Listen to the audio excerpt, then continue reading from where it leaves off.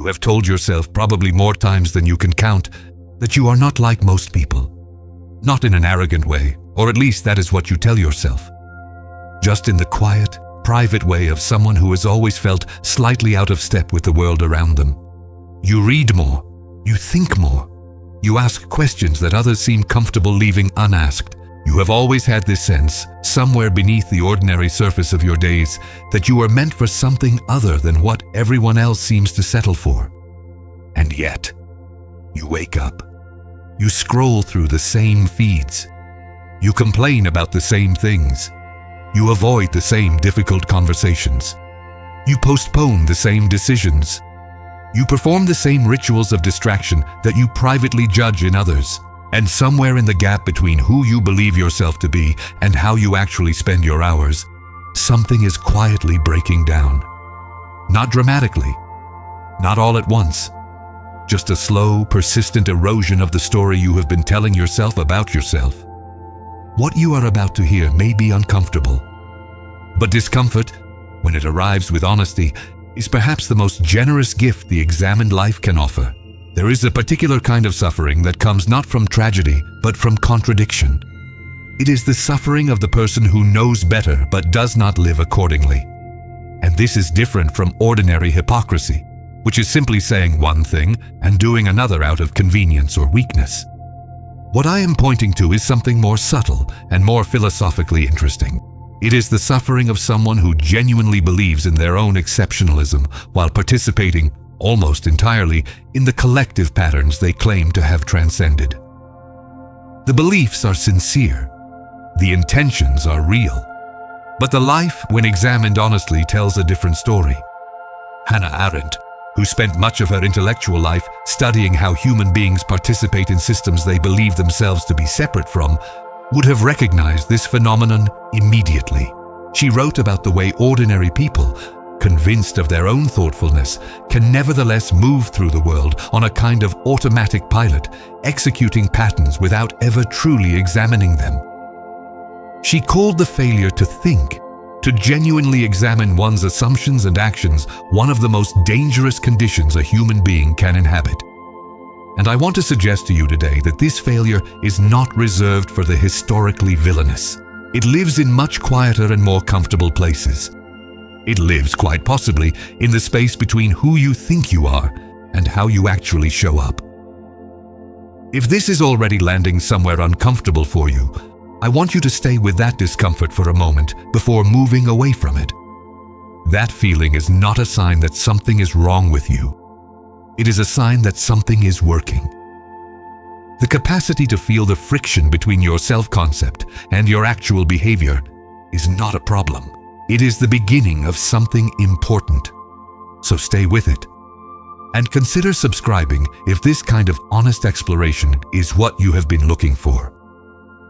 I make these videos for people who want to think clearly rather than feel better temporarily, and I would be glad to have you here. Now let us look more carefully at what is actually happening when someone holds a deep belief in their own difference while living a life that largely mirrors the majority. Because the question worth asking is not whether you are different. Almost certainly you are, in the ways that matter to you, and perhaps in ways that are genuinely meaningful.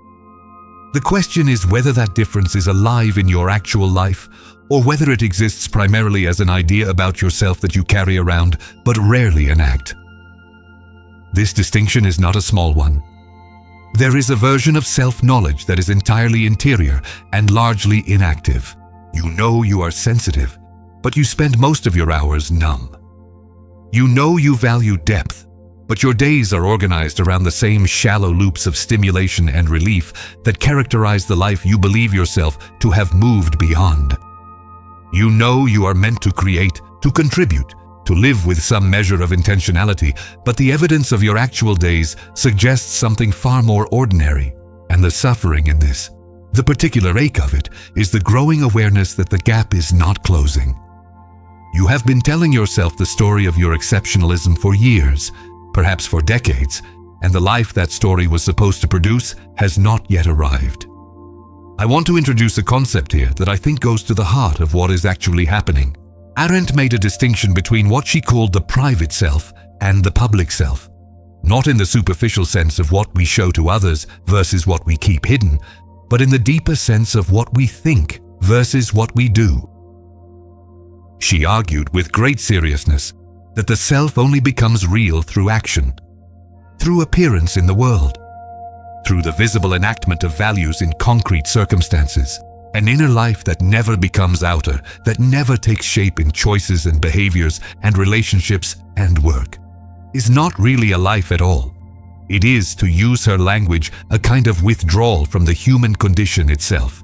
And this is what I want you to sit with for a moment, because it challenges something very fundamental about the way most of us have been taught to think about identity and authenticity. We tend to believe that who we are is located somewhere inside us, in our feelings, our intentions, our private thoughts, our secret aspirations.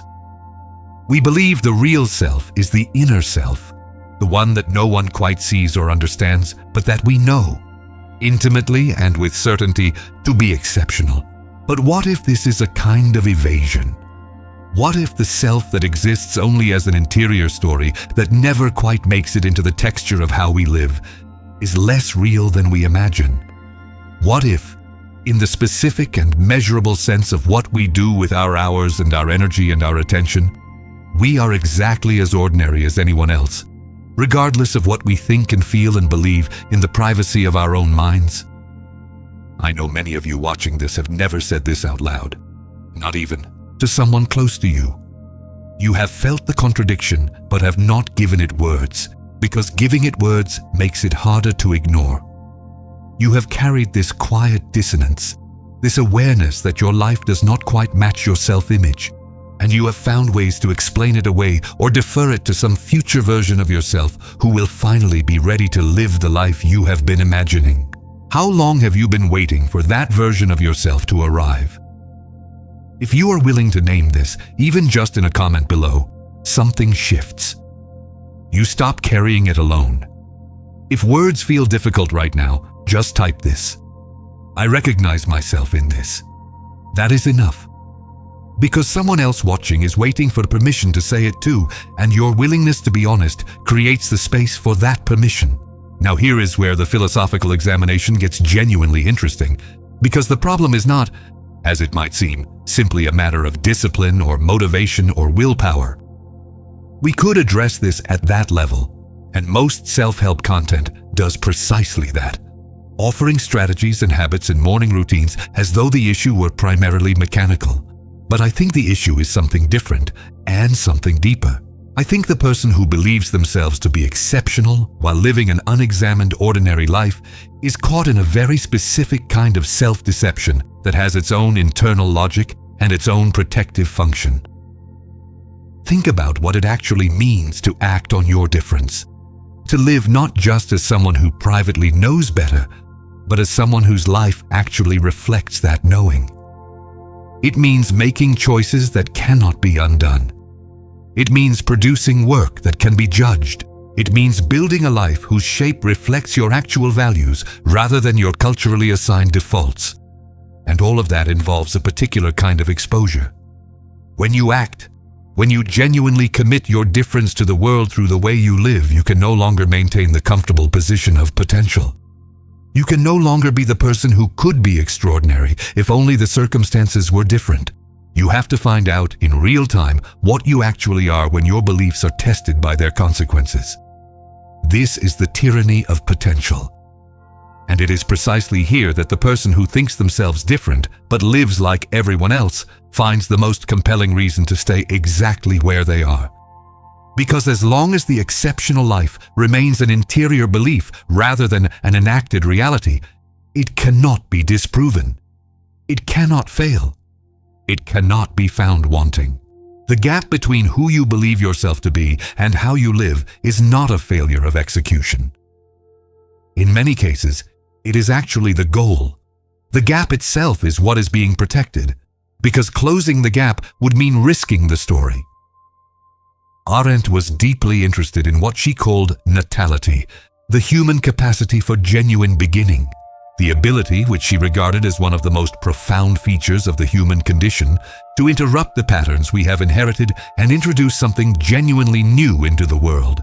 But she was also clear that this capacity is not activated by thought alone. It requires action. It requires the willingness to begin something whose outcome is not guaranteed. To commit to a course of direction without knowing where it leads. To risk appearing in the world not as the exceptional person you privately know yourself to be, but as the particular, fallible, incomplete human being you actually are. This is the invitation I want to leave with you today, and I want to be precise about what it is and what it is not. It is not an invitation to transform yourself. It is not a challenge to become more productive or more disciplined or more aligned with your goals. It is something quieter and more demanding than that. It is an invitation to stop protecting the story of your difference and to start being curious about what your actual life, the one you are living right now, not the one you are planning, actually reveals about what you value. Because your life, in the most concrete sense, does not lie. It does not tell you the story you prefer. It tells you the truth. If you scroll back through the last week of your actual hours, not the hours you intended to have, or the hours you tell others about, but the hours as they actually were, what do you find? Where did your attention go? What did you choose when no one was watching?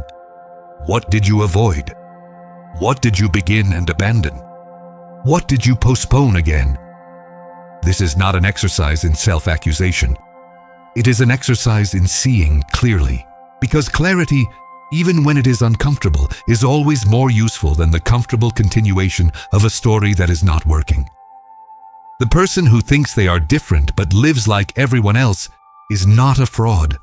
They are not a failure.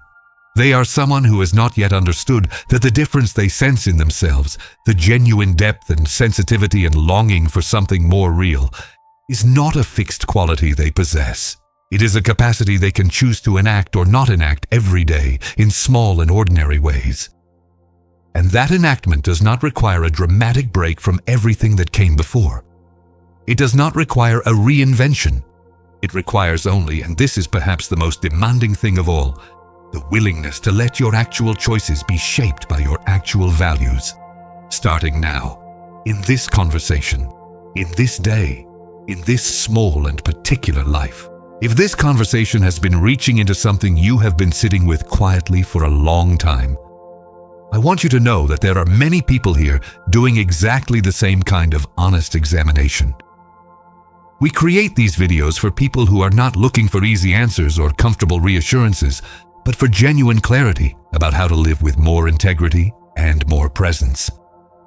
If that is the kind of thinking that nourishes you, consider subscribing.